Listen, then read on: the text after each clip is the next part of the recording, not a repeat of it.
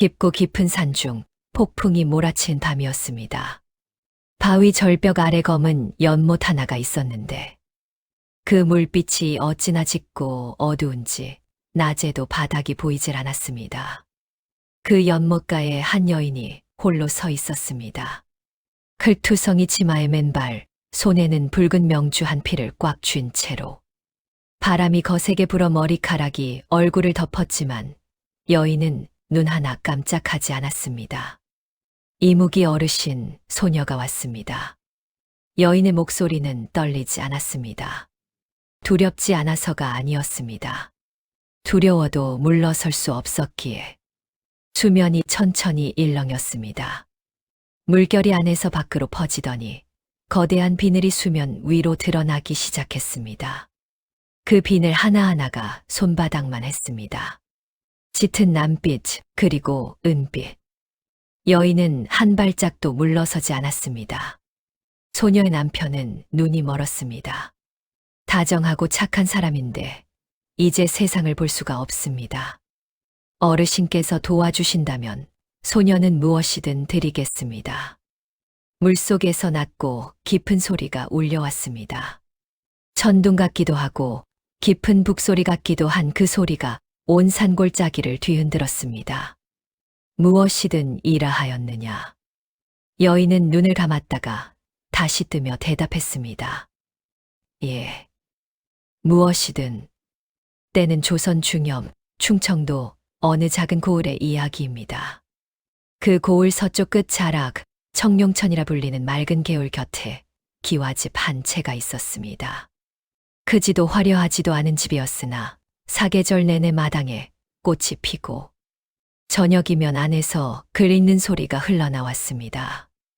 그 집의 주인은 이한결이라는 선비였습니다. 양반가 출신이었으나 가세가 기울어 과거 공부를 하면서도 서당에서 아이들을 가르쳐 생계를 꾸려나가는 처지였습니다.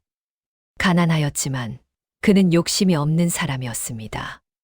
아이들에게 글을 가르칠 때면 얼굴에 웃음이 끊이지 않았고 이웃집 어른께 여쭤볼 일이 있으면 먼저 달려가 인사를 올렸습니다.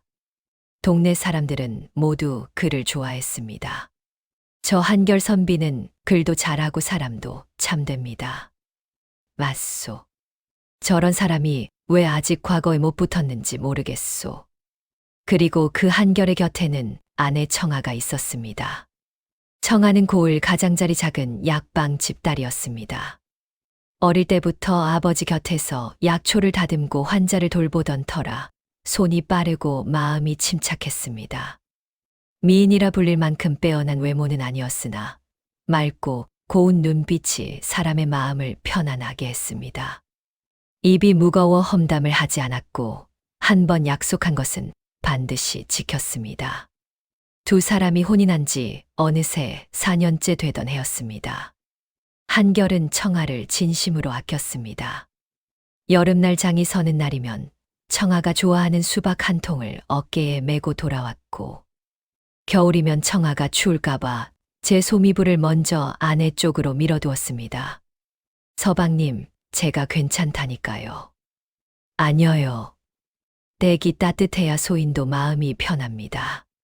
청아는 그런 남편이 좋았습니다. 가난하더라도 그 다정함 하나면 충분하다고 생각했습니다. 그런데 그 행복한 나날이 갑작스럽게 끊어지기 시작한 것은 그해 늦가을 역병이 돌면서였습니다. 처음에는 고을 서쪽 마을에서 시작되었습니다. 열이 오르고 눈이 충혈되는 병이었는데 사흘쯤 지나면 눈앞이 뿌옇게 흐려지다가 심한 사람은 아예 빛을 잃고 말았습니다. 어른 아이 할 것 없이 쓰러졌고 약방에서는 날마다 사람들이 줄을 이었습니다. 한결도 그 병에 걸리고 말았습니다. 처음엔 눈이 빨개지더니 사흘째 되던 날부터 흐릿하다고 했습니다. 닷새째엔 손가락을 눈앞에 들이밀어도 알아보질 못하게 되었고 이래가 지나자 완전히 어두워져 버렸습니다. 청아의 아버지가 직접 나서 온갖 약재를 써보았습니다. 황련, 결명자, 용담, 석결명 눈병에 쓰는 약은 다 써보았습니다. 고을에서 가장 이름난 의원도 불러왔습니다. 그러나 소용이 없었습니다. 눈의 기운이 꺼진 것이요. 내가 아는 약으로는 고치기 어렵소. 의원은 고개를 저으며 물러났습니다. 한결은 아내 청아 앞에서는 태연한 척했습니다. 괜찮소. 눈은 멀었어도 귀는 들리고 입은 말하지 않소. 글 읽는 소리를 들으면 되고 댁목 소리를 들으면 돼요. 그러나 밤이면 혼자서 벽을 더듬으며 앉아 가만히 있는 남편의 모습을 청아는 2번 보지 못하고 자리를 피해야 했습니다. 눈물이 흘러내렸습니다. 소리 없이. 저 사람이 무슨 죄란 말인가. 평생 착하게 살아온 사람이 이제 겨우 33인데. 청아는 이를 악물었습니다. 반드시 고쳐드리고야 말겠다. 고을 의원도 포기하자 청아는 더 넓은 곳을 찾아 나섰습니다. 이웃 고을의 명의를 찾아가고 한양 약방에 수소문을 하고 눈병을 고쳤다는 이야기가 있으면 산 넘고 물 건너서라도 찾아갔습니다. 그렇게 반년이 지나도록 누구도 희망을 주지 않았습니다. 그러다 어느 봄날 뜻밖의 이야기를 듣게 되었습니다. 청아가 장터에서 약재를 구하다가 떠돌이 노파 하나를 만났습니다.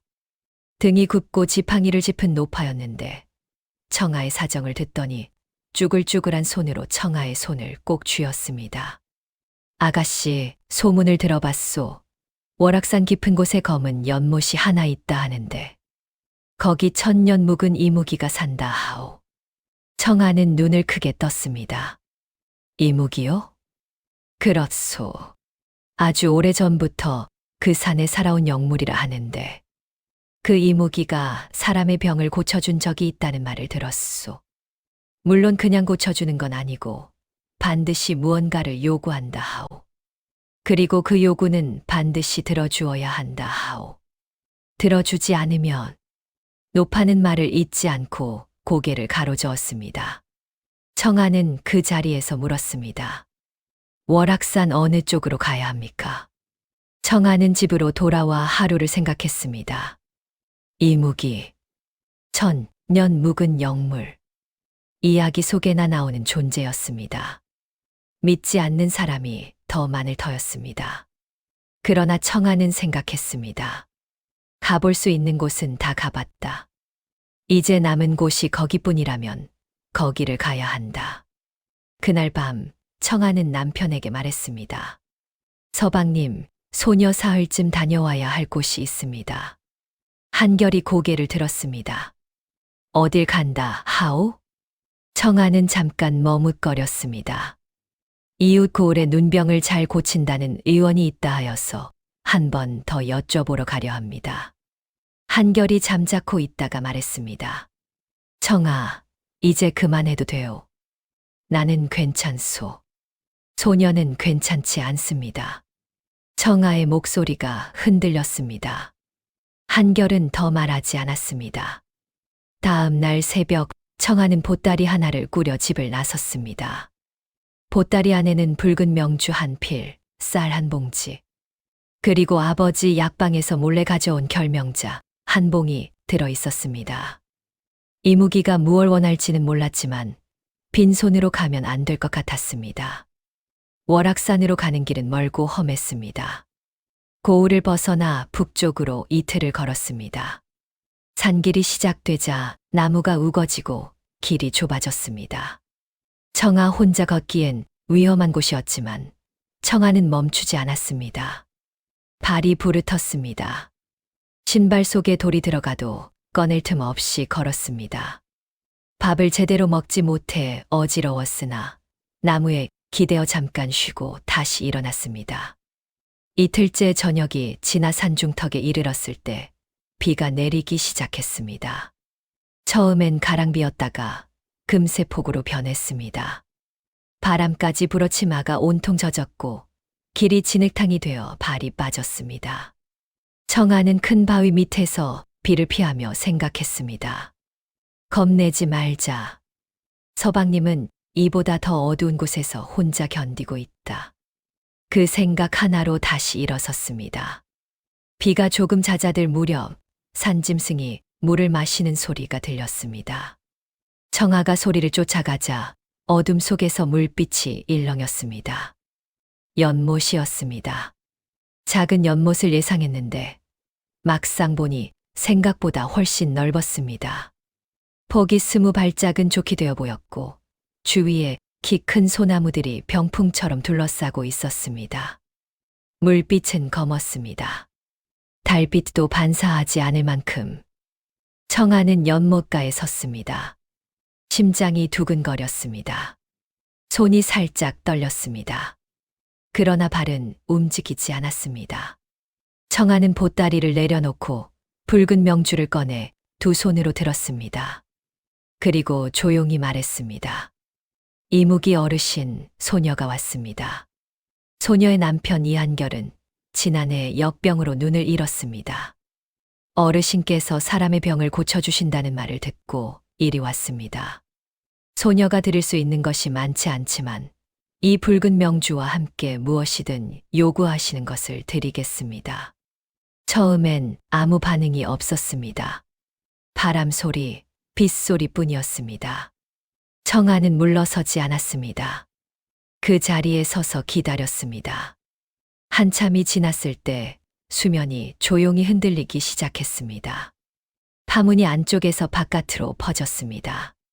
점점 더 크게. 그러더니 물속에서 무언가가 올라오기 시작했습니다. 비늘이었습니다. 짙은 남빛에 은빛이 섞인 거대한 비늘들이 수면 위로 드러났습니다. 뱀처럼 유려하게, 그러나 그 어떤 뱀보다도 훨씬 크게. 몸통만 해도 소나무 두 그루를 합친 것보다 굵어 보였습니다. 머리가 수면 위로 나왔습니다. 눈이 있었습니다. 황금빛 눈이. 사람의 눈처럼 동그랗지 않고 길쭉한 형태였으나 그 안에 있는 빛이 생생하게 살아 있었습니다. 청아는 그 눈을 마주보며 꼼짝도 하지 않았습니다. 이무기의 입이 열렸습니다. 목소리는 낮고 느리고 깊었습니다. 마치 땅 속에서 울려오는 것 같았습니다. 사람이 나를 찾아온 지 오래되었구나. 내가 두렵지 않느냐? 청아가 대답했습니다. 두렵습니다. 하지만 서방님이 더 불쌍합니다. 이무기가 잠시 가만히 청아를 바라보았습니다. 내 남편의 눈을 뜨게 해달라 하였느냐? 예, 어르신. 그 일이 쉽지 않다. 병으로 꺼진 눈의 기운을 되살리려면 내 기력의 일부를 써야 한다. 나는 1000년 가까이 이 산에서 승천을 준비해왔다. 기력을 쓰면 승천이 늦어진다. 청아는 그 말의 무게를 알았습니다. 이무기에게 승천은 사람으로 치면 평생의 목표를 이루는 것과 같을 터였습니다. 그럼에도 부탁드립니다. 왜 나에게 부탁하느냐? 내 남편이 그리도 소중하냐? 예. 청아는 한마디로 답했습니다. 그 사람이 눈이 멀어 세상을 못 보는 것보다 그 사람이 빛을 볼 수 없어 슬퍼하는 것이 소녀는 더 아픕니다. 그 사람은 착한 사람입니다. 욕심 없이 성실하게 남에게 해끼치지 않고 살아온 사람입니다. 그런 사람이 그런 어둠 속에 있어서는 안 됩니다. 이무기는 다시 오래 침묵했습니다. 비가 다시 내리기 시작했습니다. 청아의 머리 위로 빗방울이 쏟아졌습니다. 옷이 다 젖었습니다. 그러나 청아는 눈 하나 깜짝하지 않았습니다. 이무기가 말했습니다. 좋다. 그러나 나에게는 조건이 있다. 말씀하십시오. 나는 사람의 목소리 중에서 맑고 진심이 담긴 소리를 가장 귀하게 여긴다. 내 남편의 눈을 고쳐주는 대신 너는 사흘 동안 이 연못가에 머물며 매일 해 뜰 때와 해 질 때 나에게 노래를 불러주어야 한다. 특별한 노래가 아니어도 좋다. 다만 진심이 담겨야 한다. 거짓 마음으로 부르는 노래는 내가 알아챈다. 청아는 대답하기 전 잠깐 눈을 감았습니다. 노래를 불러야 한다. 사흘 동안. 그것이 대가라면 기꺼이 치를 수 있었습니다. 알겠습니다, 어르신. 그리고 한 가지 더. 이무기의 황금빛 눈이 청아를 뚫어지게 바라보았습니다. 이 일은 내 남편에게 알리지 마라. 내가 베푼 은혜는 남편이 알게 되면 효험이 절반으로 줄어든다. 이것은 자연의 이치다. 내가 이곳에 온 것도, 내게 부탁한 것도 남편이 알아서는 안 된다. 청아는 그 조건이 가슴에 걸렸습니다. 남편에게 숨겨야 한다. 평생. 그러나 남편이 눈을 뜰 수 있다면 그 정도는 혼자 안고 갈 수 있었습니다. 그리하겠습니다. 이무기가 고개를 끄덕였습니다. 그럼 내일 새벽 해가 뜨기 전에 시작하거라. 그날 밤 청아는 연못가 소나무 아래에서 바위를 등지고 앉아 밤을 보냈습니다. 잠은 오지 않았습니다.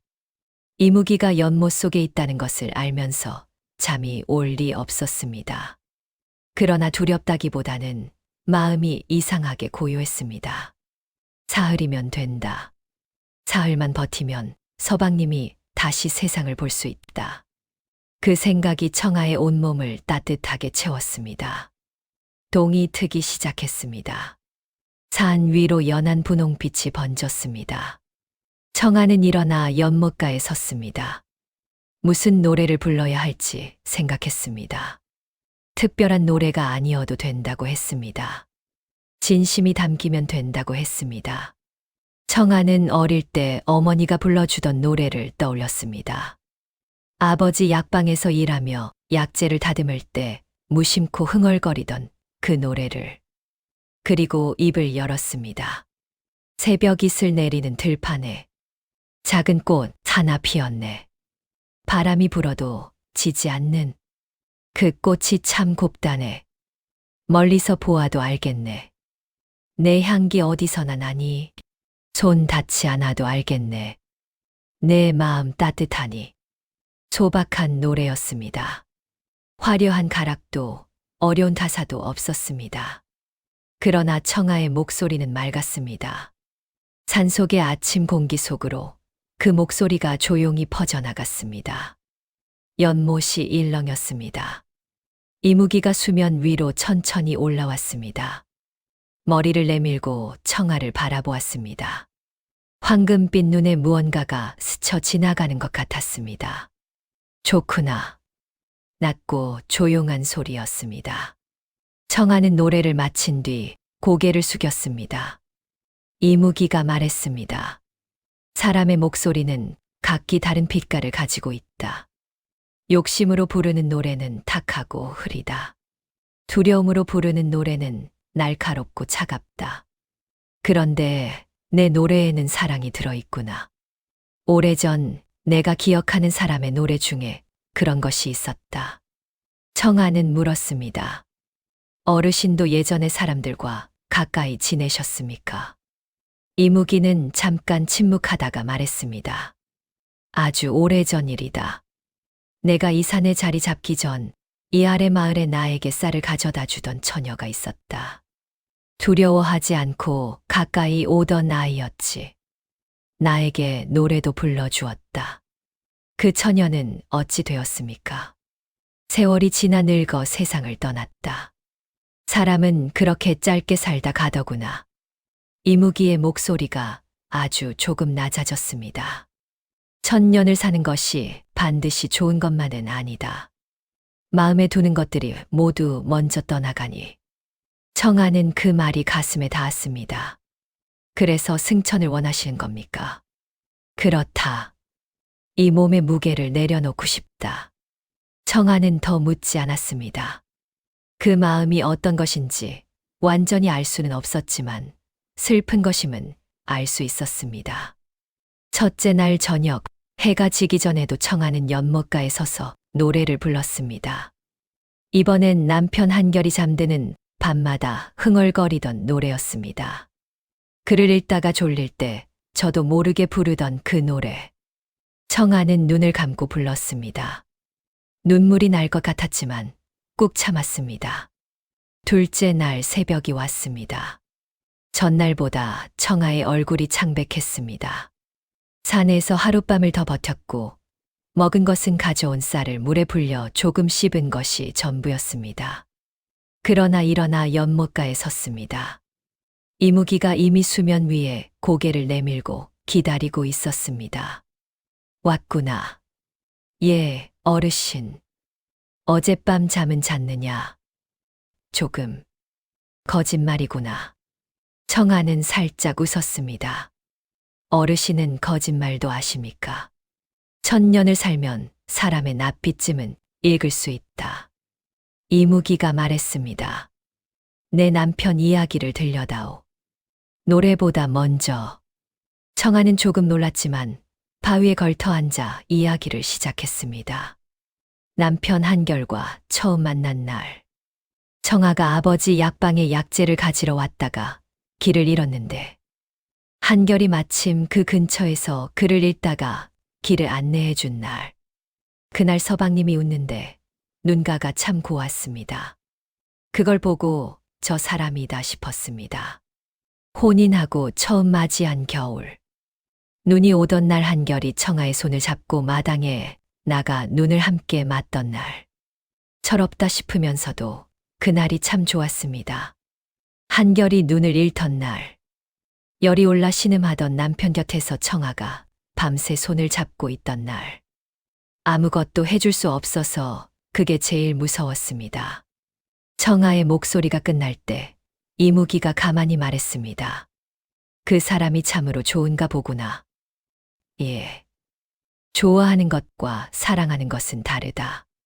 좋아하는 사람을 위해서는 편한 일을 한다. 사랑하는 사람을 위해서는 어려운 일도 한다.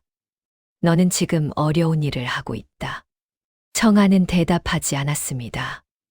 이무기가 이어서 말했습니다. 내 남편도 그런가. 서방님도 그렇습니다. 소녀를 위해 제 것을 내어주는 사람입니다. 이무기는 잠시 생각하는 듯 했습니다. 그런 사람이 세상에 드물다. 내가 1000년을 살면서 그런 사람을 몇 명 보지 못했다. 청아가 노래를 불렀습니다. 그날의 노래는 가장 길었고 가장 맑았습니다. 이무기는 눈을 감은 채 들었습니다. 거대한 몸이 물결 위에 떠 있는 채로 꼼짝도 않고. 둘째 날 저녁 해질 무렵이었습니다. 청아가 연못가에 서려는데 갑자기 연못 위로 안개가 짙게 깔렸습니다. 이무기가 나타났습니다. 오늘 저녁 노래 전에 내가 할 말이 있다. 말씀하십시오. 나는 내가 처음 왔을 때 여러 가지를 시험할 생각이었다. 사람들이 나를 찾아올 때는 이래 그렇다. 진심인지 아닌지를 먼저 살펴야 한다. 속이려는 자도 있고 두려움에 도망치는 자도 있다. 그래서 어르신은 소녀를 어떻게 보셨습니까? 처음엔 어리석다고 생각했다. 이무기를 찾아오다니 무모하지 않은가. 청아는 살짝 웃었습니다. 그렇습니다. 무모했습니다. 그런데 내 눈빛이 흔들리지 않았다. 두렵다면서도 떠나지 않았다. 그건 어리석음이 아니라 용기다. 이무기가 잠깐 멈추었다가 말을 이었습니다. 나는 이 일을 하기로 했다. 내 남편의 눈을 고쳐주겠다. 내일 마지막 노래를 다 부르고 나면 내가 이 연못물을 작은 병에 담아줄 것이다. 그 물을 가지고 집으로 돌아가 남편의 눈에 한 방울씩 떨어뜨려라. 사흘 안에 눈이 뜰 것이다. 청아의 눈이 커졌습니다. 정말입니까, 어르신? 내가 거짓말을 할 이유가 있겠느냐? 청아는 그 자리에 무릎을 꿇었습니다. 감사합니다. 진심으로 감사합니다. 이무기가 말했습니다. 고마워하지 않아도 된다. 나도 오랜만에 좋은 노래를 들었다. 그날 저녁 노래는 청아가 평생 부른 노래 중에 가장 진심이 담긴 노래였습니다. 셋째 날 새벽. 청아는 동이 트기도 전에 일어나 있었습니다. 마지막 날이었습니다. 이무기가 수면 위로 올라왔을 때 청아는 이미 연못가에 서 있었습니다. 마지막 날이구나. 예. 무슨 노래를 부를 것이냐. 청아는 잠깐 생각했습니다. 소녀가 지어서 부르겠습니다. 지금 짓겠다는 말이냐? 예. 이무기가 조용히 기다렸습니다. 청아는 눈을 감았습니다. 남편이 생각났습니다. 어둠 속에서 벽을 더듬던 손. 그러면서도 괜찮다고 하던 목소리. 청아가 가져다 주는 밥을 먹을 때 맛있다고 하던 얼굴. 그리고 지금 집에서 혼자 기다리고 있을 그 사람. 청아는 입을 열었습니다. 당신이 세상을 못 보아도 소녀는 당신 곁에 있습니다. 당신이 길을 잃어도 소녀가 손을 잡겠습니다. 먼 산이 보이지 않아도 가까운 내 손이 여기 있고 봄꽃이 보이지 않아도 내 마음이 봄이면 됩니다. 언젠가 당신이 눈을 뜨는 날, 제일 먼저 소녀 얼굴을 보게 해주소서. 그 날을 위해 소녀는 오늘도 여기 서 있겠습니다. 노래가 끝났습니다. 바람이 잠잠해졌습니다. 새소리도 잠깐 멈추었습니다. 이무기가 오랫동안 침묵했습니다. 그러다가 조용히 말했습니다. 잘 들었다. 목소리가 달랐습니다. 평소보다 더 느리고 더 무게가 있었습니다. 이무기의 몸이 물속으로 천천히 내려가더니 잠시 후 수면 위로 투명한 것이 올라왔습니다. 작은 조개 껍데기였습니다. 그 안에 물이 가득 담겨 있었는데 물빛이 보통 물과 달랐습니다. 옅은 푸른 빛이었습니다. 달빛을 담은 것처럼. 이무기가 말했습니다. 이 물을 가져가거라. 남편의 눈에 아침 저녁으로 한 방울씩. 사흘이면 된다. 그러나 명심하거라. 이것이 어디서 왔는지는 절대 말하지 마라. 내 남편이 알게 되는 순간 효험이 없어진다. 이것은 내가 정한 것이 아니라 이 세상의 이치가 그렇다. 청아는 두 손으로 조개 껍데기를 받았습니다. 어르신, 한 가지 여쭤도 되겠습니까? 무엇이냐? 이 일로 어르신의 승천이 늦어지는 겁니까? 이무기가 대답했습니다. 늦어진다. 얼마나요? 수십 년. 어쩌면 그 이상. 청아의 눈이 흔들렸습니다. 그럼에도 도와주신 겁니까? 그렇다. 왜? 이무기가 말했습니다. 너의 노래를 들었기 때문이다. 진심이 담긴 목소리는 이 세상에서 가장 귀한 것이다. 내가 1000년을 살면서 가장 많이 잊어버렸던 것이기도 하다. 그것을 다시 들었으니 나는 충분히 받은 셈이다. 청아는 눈물이 났습니다. 참으려 했지만 흘러내리고 말았습니다. 감사합니다, 어르신. 이무기가 말했습니다. 살아라. 잘 살아라. 내 남편과 함께. 수면이 조용히 닫혔습니다. 이무기는 사라졌습니다. 청아는 조개 껍데기를 가슴에 꼭 안고 산을 내려갔습니다. 발이 아팠습니다. 배도 고팠습니다. 그러나 걸음이 빨랐습니다. 청아는 이틀 만에 고을에 도착했습니다. 집 앞에 이르렀을 때 마침 한결이 마루에 나와 앉아 있었습니다. 어둠 속에서도 청아의 발소리를 들었는지 고개를 들었습니다. 청아요? 예. 왔습니다. 청아는 마루에 올라가 남편의 손을 잡았습니다. 한결의 손이 꽉 쥐었습니다. 얼마나 걸었소. 손이 이렇게 거칠어졌구나. 괜찮습니다. 고생했소. 한결의 목소리에 걱정이 가득 차 있었습니다. 청아는 눈물이 날 것 같았지만 억눌렀습니다. 서방님, 소녀가 약을 가져왔습니다. 눈에 좋다 하는 약입니다. 한번 써보겠습니다. 또 먼 데까지 다녀온 것이오? 별로 멀지 않았습니다. 한결은 더 묻지 않았습니다. 청아는 그날 저녁부터 남편의 눈에 이무기가 준 물을 한 방울씩 떨어뜨렸습니다. 조개 껍데기를 기울이면 그 영롱한 푸른 물이 실처럼 흘러내렸습니다. 남편의 눈에 닿는 순간 아주 잠깐 빛이 스치는 것 같았습니다. 청아만 보이는 빛이었는지도 몰랐습니다. 다음 날 아침 한결이 말했습니다. 청아, 이상하오. 청아의 심장이 멈추는 듯 했습니다. 무슨 말씀이십니까? 눈앞이 조금 밝은 것 같소. 착각인가 싶기도 한데. 청아는 숨을 들이켰습니다. 서방님, 손을 들어보십시오. 눈앞에 한결이 손을 들어 올렸습니다.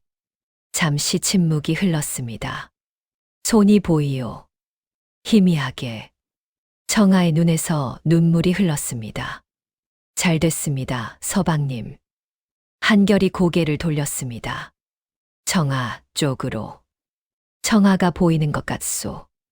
아직 뚜렷하지는 않지만 청아는 소리내어 울지 않으려고 이를 악물었습니다. 잘 됐습니다. 대체 무슨 약을 가져온 것이오? 그냥 좋은 약입니다. 어디서 구한 것이오? 청아는 잠깐 멈추었다가 대답했습니다. 먼 곳에서요. 아버지가 수소문해서 구해주셨습니다. 거짓말이었습니다. 그러나 이 거짓말은 평생 안고 가야 할 거짓말이었습니다. 이틀째 저녁에 한결의 눈이 빛을 더 많이 받아들이기 시작했습니다. 창밖에 나무가 보이오. 셋째 날 아침 청아가 마지막 한 방울을 남편의 눈에 떨어뜨렸을 때 한결이 눈을 크게 떴습니다. 그리고 천천히 청아의 얼굴을 바라보았습니다. 오래 바라보았습니다. 청아. 예. 청아 얼굴이 보이오. 청아는 그제야 눈물을 흘렸습니다. 한결이 손을 뻗어 청아의 뺨을 짚었습니다. 울지 마오. 울지 않으려 했는데. 많이 고생했소. 아닙니다, 서방님. 한결이 청아를 안았습니다. 청아는 남편의 가슴에 얼굴을 묻었습니다. 이무기와의 약속을, 이 비밀을 평생 혼자 안고 가야 한다는 것을 알았습니다. 그러나 지금 이 순간만큼은 그 무게가 느껴지지 않았습니다. 세월이 흘렀습니다. 한결은 눈을 되찾은 뒤 이듬해 봄 과거에 급제했습니다. 자그마한 현감 자리를 얻어 두 사람은 함께 고을로 내려갔습니다. 청아는 현감 아내로서 살았고 한결은 백성들을 성심으로 돌보는 현감이 되었습니다. 이웃 고을에까지 그 이름이 알려졌습니다. 청수현 현감은 청렴하고 다정하다 하더라. 현감댁 부인도 어진 분이라 하더라. 가난한 백성 집을 직접 찾아가 약을 나누어 준다 하오. 두 사람은 사이좋게 늙어갔습니다. 자녀도 생겼습니다. 아들 하나, 딸 하나. 청아는 아이들에게 아버지 한결이 얼마나 다정한 사람인지를 늘 이야기해 주었습니다. 한결은 아이들에게 어머니 청아가 얼마나 용기 있는 사람인지를 늘 이야기해 주었습니다. 그러나 청아는 자신이 왜 용기 있다고 불리는지에 대해 한 번도 설명하지 않았습니다. 청아가 나이가 들어 흰머리가 가득해진 어느 해 가을이었습니다. 청아는 홀로 월악산 자락을 찾았습니다. 기력이 예전 같지 않아 산 중턱까지 오르는 것도 쉽지 않았습니다. 그러나 천천히 한 걸음씩 올랐습니다. 검은 연못에 이르렀을 때 주위는 조용했습니다. 바람이 지나갔습니다. 낙엽이 떨어졌습니다. 청아는 연못가에 앉았습니다. 수면이 일렁이지 않았습니다. 한참을 기다렸습니다. 그래도 일렁이지 않았습니다. 청아는 그제야 깨달았습니다. 승천하셨구나. 오래 기다렸지만 소용이 없었다는 것을. 이무기는 이미 이 연못을 떠난 것이었습니다. 언제 떠났는지는 알 수 없었습니다. 남편의 눈이 뜨이던 그 무렵이었는지 아니면 수십 년이 더 지나서였는지. 청아는 연못을 바라보았습니다. 그리고 조용히 노래를 불렀습니다. 젊었을 때 그 셋째 날 아침에 불렀던 노래. 직접 지어서 불렀던 그 노래. 당신이 세상을 못 보아도 소녀는 당신 곁에 있습니다. 당신이 길을 잃어도 소녀가 손을 잡겠습니다. 노래가 연못 위로 퍼졌습니다. 바람이 불어 물결이 일었습니다. 마치 대답하는 것처럼 청아는 노래를 다 부르고 나서 천천히 일어섰습니다. 잘 가셨습니까, 어르신? 아무도 대답하지 않았습니다. 그러나 청아는 고개를 숙여 인사했습니다. 그리고 산을 내려갔습니다. 집에서 남편이 기다리고 있었습니다. 세월이 더 흘러 청아가 세상을 떠나는 날이 왔습니다. 한결이 곁에 있었습니다. 아들과 딸도 있었습니다. 한결이 청아의 손을 잡았습니다. 청아가 눈을 감기 직전에 말했습니다. 서방님, 말하오. 서방님 눈이 뜨이던 날, 한결이 귀를 기울였습니다. 소녀가, 청아가 잠깐 멈추었습니다. 약속이 생각났습니다. 평생 지켜온 약속. 그러나 이제 이무기도 세상을 떠난 지 오래였고, 한결의 눈도 이미 수십 년 전에 뜨였습니다. 청아는 미소를 지었습니다. 소녀가 서방님을 많이 사랑했습니다. 그것만 말했습니다. 한결이 청아의 손을 꼭 쥐었습니다. 나도요. 청아의 눈이 천천히 감겼습니다. 그 고을에는 오래도록 이런 말이 전해졌습니다. 역병으로 눈이 먼 선비가 있었는데 그 아내가 어디선가 신비한 약을 구해와 고쳐주었다는 이야기. 그 아내가 어디서 약을 구했는지는 아무도 몰랐습니다. 어떤 사람은 먼 나라에서 가져왔다 하고, 어떤 사람은 산신령이 내려준 것이라 하고, 어떤 사람은 그냥 좋은 의원을 만난 것이라 했습니다. 아무도 정확히 알지 못했습니다. 다만 한 가지 모두가 아는 것이 있었습니다. 그 아내의 마음이 지극했다는 것.